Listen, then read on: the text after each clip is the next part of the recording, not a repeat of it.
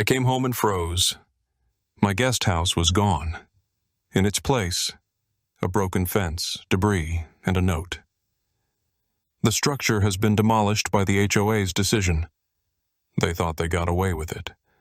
But what happened next became their worst nightmare. The law is not just a set of rules written on paper. It is the foundation of society, the balance between order and chaos, a tool meant to protect people's rights. I have dedicated my life to preserving that balance.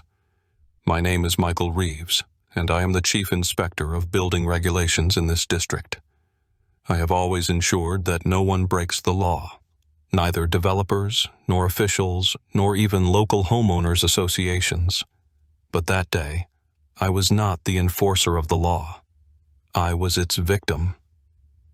I came home late that evening, exhausted after a long day at work. The moment I turned onto my street, something felt off. The streetlights cast their glow on my yard at an unfamiliar angle.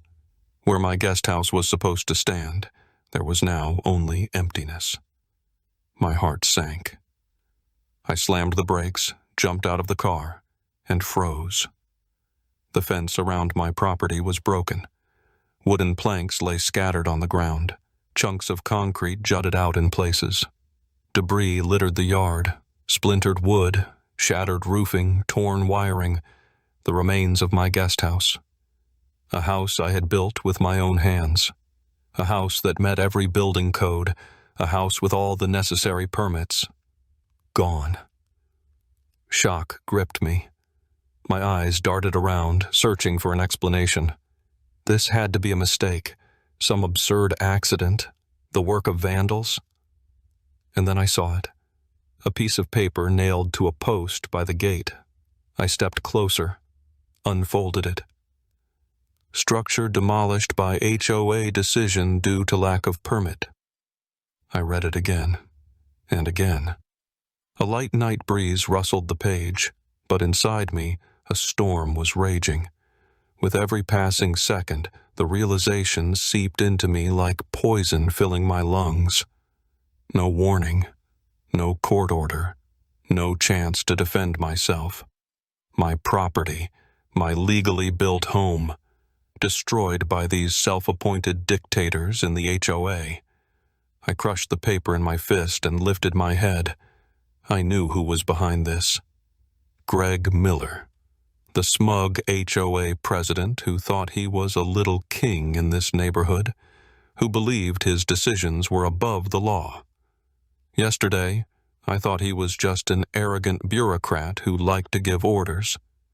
Today, he declared war on me. Well, he had no idea who he was dealing with. The HOA office was in a small building on the corner of the block. On the surface, just an ordinary place where residents were supposed to handle everyday matters. But I knew that behind those walls, something very different was happening. The door nearly flew off its hinges as I stormed inside.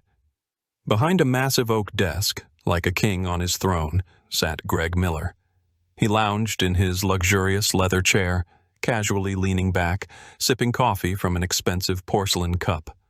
That smug smirk on his face made my fists clench involuntarily. He didn't look surprised to see me. In fact, he was clearly enjoying the moment. "Ah, Mr. Reeves," he drawled lazily, tilting his head like a parent scolding a misbehaving child. "You weren't home, so we took the liberty of removing your illegal structure. No need to thank us." He took another slow sip of coffee, savoring his words, then glanced at me over the rim of his cup with feigned innocence. Rage boiled inside me. "You had no right to do that." My voice was sharp, barely controlled. "That structure was fully permitted and legal." Greg didn't rush to respond. He set his cup down, carefully brushed an invisible speck of dust from his sleeve, then, moving with deliberate indifference, reached for a stack of documents. "Well, according to the records we have, it doesn't exist," he said, pulling out a folder and laying several sheets before me. I scanned the papers. My structure was indeed missing from the official documents. Some records had been altered, dates had been changed, and certain pages appeared to have been outright forged. I knew these documents by heart. I had personally signed and approved them. But in this official version, every trace of my property had been erased, as if it had never existed. Rage flooded through me. These bastards had falsified the records. They had fabricated a violation that never existed just to justify their abuse of power. Greg watched my reaction with the same satisfaction as a cat watching a trapped mouse. But I was no mouse. Later, I uncovered the truth. Greg Miller had been running his dirty game for a long time. He ruled the neighborhood through fear, bending the HOA's authority not as a tool to serve residents, but as a weapon of control.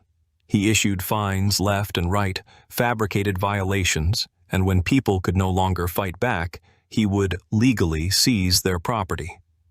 I was just his next target, but he had made a fatal mistake. This time, he had picked the wrong opponent. Greg Miller was certain of his untouchability. He was used to feeling like the master of fate, the one who made the rules and crushed anyone who dared oppose him. He was used to people staying silent, enduring, bowing to his authority. But he made a fatal mistake. He didn't know that I wasn't just another resident he could intimidate or corner. I was the one responsible for enforcing building codes and legality in this district, the one they called when real estate fraud and corruption needed to be exposed.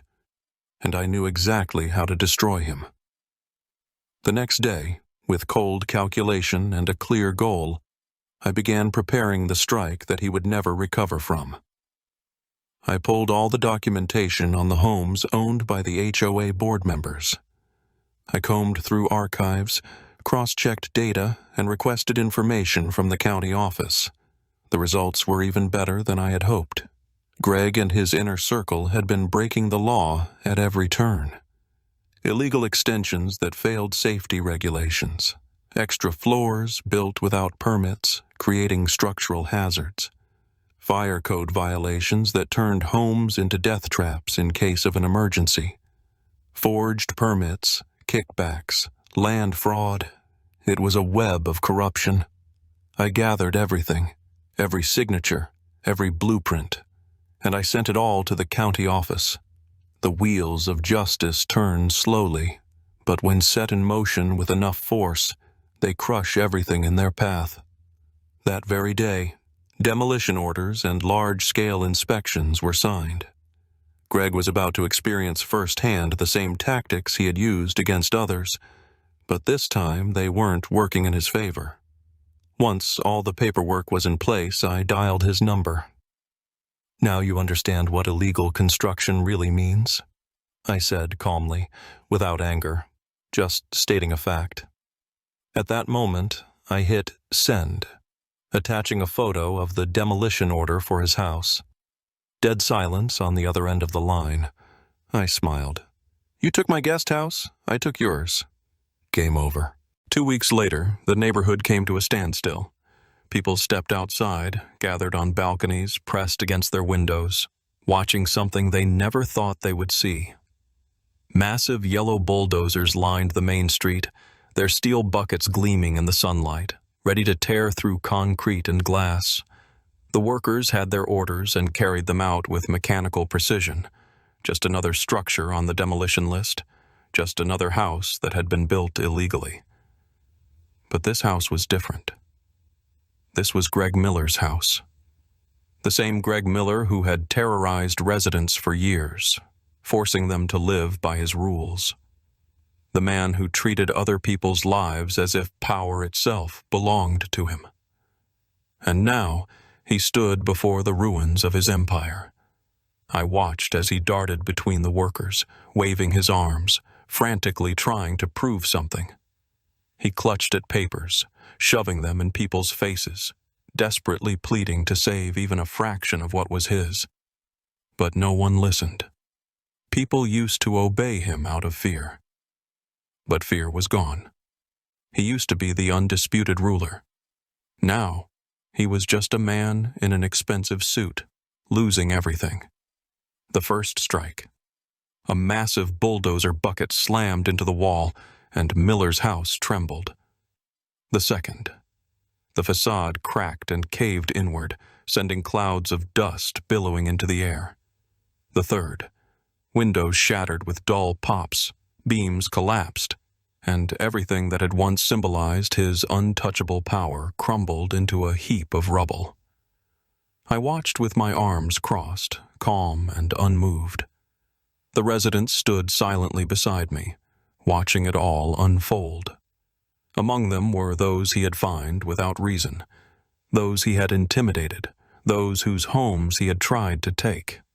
Today, for the first time, they saw that the law did work, that justice wasn't just a word. When the final piece of the roof collapsed and the bulldozer backed away, I stepped forward. Slowly, unhurriedly, I walked up to Greg. He was still staring at the ruins, his face deathly pale, his lips trembling, as if he couldn't believe what had just happened. I stood beside him and said, "Next time, before you abuse power, make sure you're not messing with the one who enforces it." Greg didn't reply. He didn't throw accusations or excuses. He just stood there in silence, staring at the wreckage of his life. I turned and walked away, and for the first time in a long time I felt absolute satisfaction.